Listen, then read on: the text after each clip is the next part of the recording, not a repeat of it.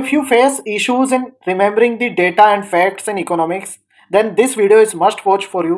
Because यहाँ पे मैं आपको मेरी स्ट्रेटेजी बताऊंगा कि कैसे मैं इकोनॉमिक्स की मेंस 365 को काफ़ी स्मार्ट वे में करता था, कैसे मैं इंपॉर्टेंट टॉपिक्स को आइडेंटिफाई करता था, वो टॉपिक मैं आपके लिए भी आइडेंटिफाई करूंगा। And along with that I will be teaching you strategic data recycling method, जहाँ पे आप काफ़ी आसानी से डेटा एंड फैक्ट्स को यूज़ कर सकते हो, याद रख सकते हो, और उसमें आपको ज़्यादा मेहनत भी नहीं लगेगी।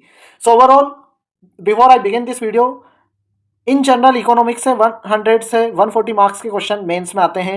आपका जो GS3 है उसके अंदर सबसे ज़्यादा वेटेज इकोनॉमिक्स का होता है, इसलिए आपको इकोनॉमिक्स को काफ़ी अच्छे से पढ़ना चाहिए। और in that this magazine would help you a lot, because यहाँ पे आपके जून 2024 से मई 2025 तक के करंट अफेयर्स, स्पेशली इकोनॉमिक्स के current affairs, facts, everything is covered. And इस वीडियो को एंड तक देखना, क्योंकि यहाँ पे मैं आपको इंपॉर्टेंट टॉपिक्स बताऊंगा, कैसे इस मैगजीन को रिवाइज करना है स्मार्ट वे में वो बताऊंगा, और कैसे आप इसको आंसर्स में यूज़ कर सकते हो वो भी दिखाऊंगा। एंड अगर आपको विजन आईएएस की मैगजीन्स को पढ़ने में इशू आता है तो आपके लिए मैंने प्लेलिस्ट बनाई है विजन आईएएस मैगजीन के नाम से, उसका लिंक मैंने कमेंट सेक्शन में दे रखा है, उसको भी आप चेकआउट कर सकते हो। तो पहले हम यहाँ पे इंपॉर्टेंट टॉपिक्स को देख लेते हैं। तो जब भी मैं कोई मैगजीन पढ़ता था तो उसके इंपॉर्टेंट टॉपिक्स में हाईलाइट कर देता था। तो यहाँ पे पहला जो आपका टॉपिक है स्नैप से शॉर्ट ऑफ इंडियन इकोनॉमी। तो यहाँ पे इंडियन इकोनॉमी एट ग्लेंस, तो इसमें इन्होंने मेजर जो भी फैक्ट्स हैं, जो चैलेंजेस हैं, अपॉर्चुनिटीज़ हैं, ओवरऑल वो सारी चीज़ें यहाँ पे दे रखी है। तो ये काफ़ी इंपॉर्टेंट है और इसमें जितना भी डेटा दे रखा है वो आपको अच्छे से पढ़ना है। इसके बाद में स्ट्रक्चरल ट्रांसफॉर्मेशन, तो काफ़ी बार ऐसे क्वेश्चन देखने को मिले हैं कि एग्रीकल्चर से हम सर्विसेज की तरफ शिफ्ट हुए, इंडस्ट्रियलाइजेशन, ये सारी चीज़ें करके सवाल आए, तो ये टॉपिक इसलिए इंपॉर्टेंट हो जाता है। और फिर कीवर्ड आपको हर एक सेक्शन के अच्छे से पढ़ने हैं। इसके बाद में ग्रोथ एंड डेवलपमेंट सेक्शन में इंक्लूसिव ग्रोथ काफ़ी ज़्यादा इंपॉर्टेंट है, बिकॉज इस पे मल्टीपल टाइम क्वेश्चन देखे गए हैं एंड ये आपके सिलेबस में भी मेंशन है। हाउस होल्ड कंजम्पशन पे डायरेक्ट क्वेश्चन आने के चांसेस बहुत कम है। नॉर्थ ईस्ट पे भी काफ़ी कम क्वेश्चन आए हैं, मतलब आए ही नहीं है, इसका आप डायरेक्ट बस इसको पॉइंट बना के यूज़ कर सकते हो, that's it. Middle income trap पे क्वेश्चन आ सकता है, क्योंकि पुअर्टी ट्रैप पे यूपीएससी ने पूछा है सवाल, एंड पुअर्टी पे तो पूछता ही है यूपीएससी, तो ये काफ़ी अच्छे से करना है आपको। पुअर्टी मेजरमेंट अच्छे से पढ़ना है, अर्बन पुअर्टी अच्छे से पढ़ना है। GDP base year revision, this is also quite important, क्योंकि यहाँ से सवाल GDP calculation, GDP in general आपके इंपॉर्टेंट है, उससे सवाल आता है। डब्ल्यूपीआई से सवाल आने के चांसेस बहुत कम है। Financial inclusion and PM Jan Dhan योजना, इन दोनों को कनेक्ट करके यूपीएससी ने सवाल पूछा था, तो आपको ये अच्छे से करना है, क्योंकि 10 ईयर्स हो रहे हैं पीएम जनधन योजना के। माइक्रो फाइनेंस में तो मल्टीपल टाइम GS2 में सवाल आया है, इसको सेल्फ हेल्प ग्रुप से कनेक्ट करके पढ़ना, ये this is quite important. DBT भी आपको अच्छे से पढ़ना है। इसके बाद में इकोनॉमिक इनक्वेलिटी पे सवाल आ सकता है। रीजनल डिस्पैरिटी पे तो GS1 में लास्ट ईयर सवाल आया ही था, रीजनलिज्म से कनेक्ट करके। देन रूरल इंडस्ट्रियलाइजेशन, टेक्नोलॉजी का कैसे यूज़ हो सकता है, ये काफ़ी ज़्यादा इंपॉर्टेंट है, ये आपको अच्छे से करना है। लैंड रिफॉर्म आपके सिलेबस में मेंशन है, ये बहुत अच्छे से करना। And digitization of land record, ये भी कर लेना, इसको आप यूज़ कर सकते हो वे फॉरवर्ड में या लैंड रिफॉर्म वाले क्वेश्चन में कंक्लूजन के तौर पर। इसके बाद में unemployment is quite important, specially in the AI age, ये काफ़ी ज़्यादा डिबेटेबल इशू हो चुका है आज के टाइम पे, तो ये आपको अच्छे से करना है। स्टेगनेंट वेजेस भी आपको बेसिक लेवल पे पढ़ लेना है। गिग इकोनॉमी इमर्ज कर रही है, ये काफ़ी इंपॉर्टेंट है। स्किल डेवलपमेंट पे काफ़ी फोकस है गवर्नमेंट का, स्पेशली इन AI कंटेक्स्ट, तो ये आपको अच्छे से पढ़ना है। तो एम्प्लॉयमेंट आपके काफ़ी ज़्यादा इंपॉर्टेंट है, इससे सवाल आने के काफ़ी ज़्यादा चांस है। जॉबलेस ग्रोथ पे मल्टीपल टाइम यूपीएससी ने अलग अलग वर्ड्स में सवाल पूछे हैं। इसके बाद फिजिकल पॉलिसी में स्टेट फाइनेंस से क्वेश्चन आ सकता है, डायरेक्ट टैक्सेशन से भी क्वेश्चन आने के चांसेस हैं। एंजल टैक्स, LTCG, इनसे पूछा है वैसे। देखो यहाँ पे जो भी बजट में आपके दे रखा है ना, बजट 25 में, वो अच्छे से कर लेना आप, that much is fine. GST all time favourite है, इससे सवाल आने के चांस है। Inflation targeting, last year GS3 में फूड इन्फ्लेशन से क्वेश्चन आया है। इसके बाद बैंकिंग से देखो सवाल आता नहीं है आपके मेंस में, बट हाँ फिर भी वन स्टेट वन RRB हम पढ़ेंगे। क्यों? क्योंकि वन स्टेट वन इलेक्शन पे यूपीएससी ने सवाल पूछा था, बस वही कारण है, बाकी कोई रीज़न नहीं है इनको पढ़ने का। हाँ लेकिन ये जो टर्म्स है, liquidity deficit, priority sector, revised norms, ये सारी चीज़ें आप यूज़ कर सकते हो अपने आंसर्स में। फाइनेंशियलाइजेशन, ये आप यूज़ कर सकते हो अपने आंसर में।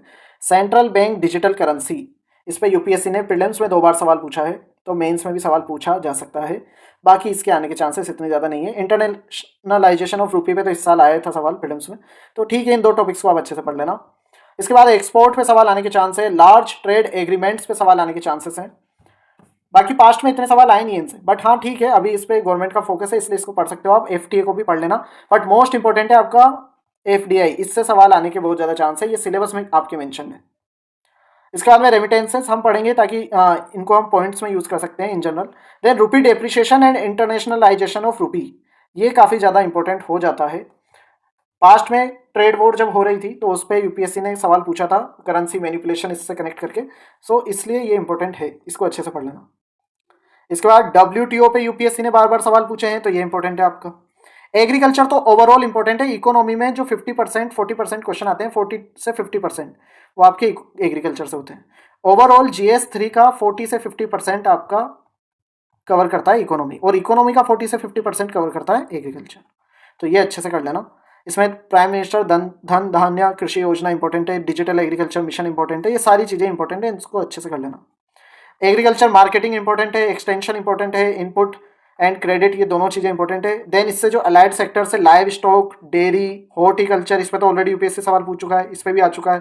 फिशरीज पे भी GS1 में भी सवाल आया फिशरीज से, तो ये आपको अच्छे से करना है। फूड सिक्योरिटी पे यूपीएससी ने सवाल पूछे हैं अलग अलग पेपर्स में, इसको अच्छे से पढ़ लेना।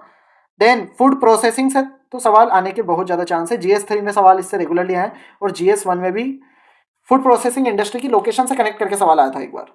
मेक इन इंडिया पे पास्ट में सवाल आ चुका है, तो इसलिए 10 साल हुए हैं, सवाल आ सकता है। MSME पे सवाल आ चुका है, इसलिए यहाँ पे भी हम इसको अच्छे से पढ़ेंगे। इंडस्ट्रियल कॉरिडोर से GS1 में सवाल आया था, इसलिए इसको अच्छे से करना।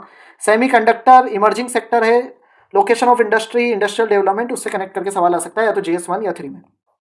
बायो इकोनॉमी हम पढ़ेंगे, टेक्सटाइल टेक्निकल टेक्सटाइल हम पढ़ेंगे बेसिक लेवल पे, और इनको हम वे फॉरवर्ड इसमें यूज़ कर सकते हैं, सजेशंस में यूज़ कर सकते हैं, इन जनरल पॉइंट्स में यूज़ कर सकते हैं। सवाल आने के चांसेस थोड़े से कम है। डिजिटल इकोनॉमी तो डिजिटाइजेशन पे ऑलरेडी सवाल आ चुका है, तो इसलिए इंपॉर्टेंट है। क्रिएटिव इकोनॉमी तो केयर इकोनॉमी पे आपके सवाल पूछ चुका है यूपीएससी, तो क्रिएटिव इकोनॉमी गिग इकोनॉमी से कनेक्ट करके इसको सवाल, इस पे सवाल बनाया जा सकता है। इसके बाद में यहाँ पे आप देखोगे टूरिज्म इंश्योरेंस इतने इंपॉर्टेंट नहीं है, लेकिन स्पेस इकोनॉमी इंपॉर्टेंट है। स्पेस स्टेशन, स्पेस पे इन जनरल सवाल आया है। पब्लिक प्राइवेट पार्टनरशिप आपके सिलेबस में मेंशन है, इसलिए इंपॉर्टेंट है। बाकी इंडेक्स इतनी कोई खास इंपॉर्टेंट नहीं है। लीड्स ट्रांजिट ओरिएंटेड डेवलपमेंट, तो देखो नेशनल अर्बन ट्रांसपोर्ट पॉलिसी ऐसे करके GS3 में एक बार सवाल आया था, तो उस कंटेक्स्ट में ये आपका पूछा जा सकता है। रेलवेज पे अपग्रेडेशन पे सवाल आया, तो रेलवे रिफॉर्म्स हम पढ़ेंगे। सेफ्टी पे आने के चांसेस थोड़े से कम है। वाटर वेज की इंपॉर्टेंस सिग्निफिकेंस के कंटेक्स्ट में पढ़ लेना, रूल्स एज सच इतना इंपॉर्टेंट नहीं है। इसके बाद में क्रिटिकल मिनरल मिशन, तो इसमें सवाल आ सकता है आपके GS1 में, distribution of natural resources, location of industry, उससे कनेक्ट करके। ऑफ शोर मिनरल्स भी हम पढ़ेंगे। कोल एंड स्टील सेक्टर, ये आपके इंडस्ट्रियल GS1 में आने के चांसेस है। Then research and development ecosystem, तो इससे कनेक्ट करके GS2 में एजुकेशन वाले टॉपिक से सवाल आया था, quality of research and development in Indian universities past में, तो इसलिए इंपॉर्टेंट है, इसलिए इसको अच्छे से कर लेना। देन इसके बाद में आपको अपेंडिक्स करनी है, तो आपको करना क्या है, पहले तो सारे येलो कलर टॉपिक्स आपको कर लेने हैं। देन उसके बाद में आपको अपेंडिक्स करनी है, और अपेंडिक्स का मल्टीपल टाइम रिवीजन करना। तो जैसे अपेंडिक्स है, तो यहाँ पे आप क्या कर सकते हो, जो इन्होंने इंडियन इकोनॉमी एट ए ग्लेंस, तो इसके जितने भी इंपॉर्टेंट फैक्ट्स है वो इन्होंने यहाँ पे दे रखे हैं। अब जैसे मान लो आप India GDP is estimated at 331 lakh crore, तो इस फैक्ट को आप मल्टीपल जगह यूज कर सकते हो। GS1 में पोवर्टी एंड डेवलपमेंट इशू है, तो वहां पे आप इस फैक्ट को यूज कर सकते हो, ठीक है। GS2 में आप गवर्नेंस में यूज कर सकते हो, सोशल जस्टिस में यूज कर सकते हो, है ना। GS3 में तो डेफिनेटली यूज होगा, है ना। तो वहां पे अलग अलग जगह आपको यूज करने का ट्राई करना है। जब भी आपको पॉजिटिव साइड दिखानी हो डेवलपमेंट की इंडिया में, या गवर्नमेंट अच्छा काम कर रही है, तो आप ये यूज कर सकते हो। वर्ल्ड 4th लार्जेस्ट इकोनॉमी हम बन चुके हैं, तो ये आपकी गवर्नेंस वाले पॉइंट्स में यूज हो सकता है। एक्सपोर्ट्स को अगर आपको दिखाना है, तो ये आप एम्प्लॉयमेंट वाली जगह पे भी यूज कर सकते हो, कि एक्सपोर्ट हमारे ऑलरेडी 778 पे। और देखो पहली चीज, ये एकदम स्पेसिफिक पॉइंट याद करने की कोशिश मत करना, एक राउंड फिगर में रखना, around 800 billion, external debt to GDP ratio around 20%, ऐसे। एक्सट्रीम पोवर्टी वाला फैक्ट, जहां पे भी आप पोवर्टी की बात कर रहे हो, और सब जगह हो जाएगी, GS1 में हो जाएगी, ठीक है। रीजनल डिस्पेरिटी या सोशल, GS2 के सोशल जस्टिस वाले पार्ट में हो जाएगी, GS3 में तो कनेक्ट हो ही जाएगा, inclusive growth, in general growth, इन सबसे, और GS4 में वहाँ पे आप इस फैक्ट को, तो ये 3-4 फैक्ट जो आप पढ़ रहे हो, इनको मल्टीपल जगह यूज़ करो। इसको ही हम कहते हैं स्ट्रेटेजिक डेटा रिसाइकलिंग मेथड, और इससे आपको काफ़ी कम फैक्ट याद रखने पड़ेंगे, और आप मल्टीपल जगह उन्हें यूज़ करके ये भी दिखा सकोगे कि आप कितने आसानी से उनको यूज़ कर रहे हो, आप कितने ज़्यादा फैक्ट्स यूज़ कर रहे हो। अनएम्प्लॉयमेंट का फैक्ट इंपॉर्टेंट है, इसको आप मल्टीपल जगह यूज़ करो। स्किल डेवलपमेंट वाला आपका GS2 में जो आपके ह्यूमन रिसोर्स वाला सेक्शन है, वहाँ पे ये सारे फैक्ट आपके यूज़ हो सकते हैं, ठीक है। कम्युनलिज्म वाले में आपके यूज़ हो सकते हैं कि हम स्किल डेवलप करेंगे तो वो चीज़ें रिड्यूस होंगी। GS3 में एम्प्लॉयमेंट वाले सेक्शन में यूज़ हो सकता है। देन इसके बाद में इंक्लूसिव ग्रोथ के फैक्ट तो आप यूज़ कर ही सकते हो, पोवर्टी के जो फैक्ट है वो आप मल्टीपल जगह यूज़ करो। तो ये वाले फैक्ट्स काफ़ी अच्छे से पढ़ लेना, और इनको मल्टीपल जगह यूज़ करना। इस और इससे ज़्यादा फैक्ट याद करने की अभी कोशिश मत करना, अभी तो आप ये फैक्ट है ना, यही याद कर लो बस, ठीक है। ये फैक्ट्स याद कर लो, this much is more than sufficient for now. अब इसके बाद में बात करते हैं ओवरऑल।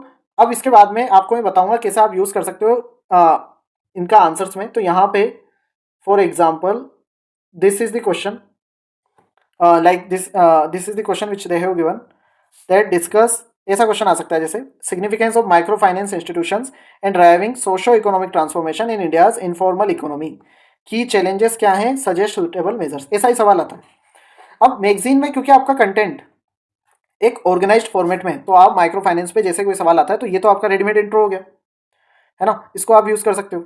देन बेसिक एक डेफिनेशन दे देना माइक्रो फाइनेंस की, डन। ये आपका इंट्रो हो जाएगा, 2 या 3 लाइन में ये आपके आ जाएगा, 2-3 लाइन्स में, इससे ज़्यादा मत लिखना। इसके बाद में सिग्निफिकेंस आप लिख दोगे।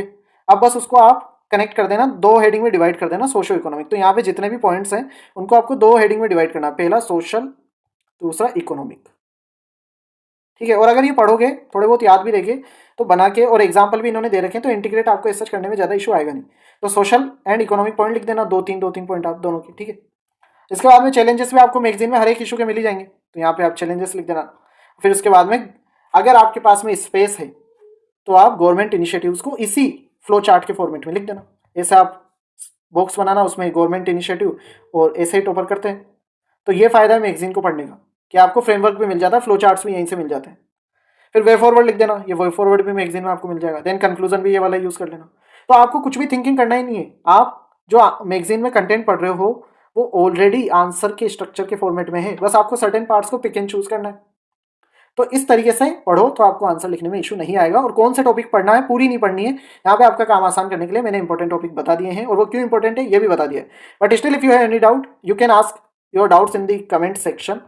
एंड जो आगे की भी मैगजीन आएगी विजन आईएएस की, उनको मैं ऐसे ही एनालाइज करके आपके सामने पेश करूंगा, और उस प्लेलिस्ट का लिंक भी मैंने कमेंट सेक्शन में ही दे रखा है, तो वहां से आप देख लेना। ओवरऑल येलो कलर टॉपिक करने हैं, कीवर्ड पढ़ने हैं, उसके बाद फिर अपेंडिक्स को अच्छे से याद करना है, फिर अगेन व्हाइट कलर टॉपिक देख लेना, टाइम हो तो येलो कलर को रिवाइज कर लेना, और फाइनल जब पेपर देने जा रहे हो तो अपेंडिक्स अच्छे से करके जाना, और वो जो फैक्ट है उन्हें मल्टीपल जगह यूज करने की कोशिश करना।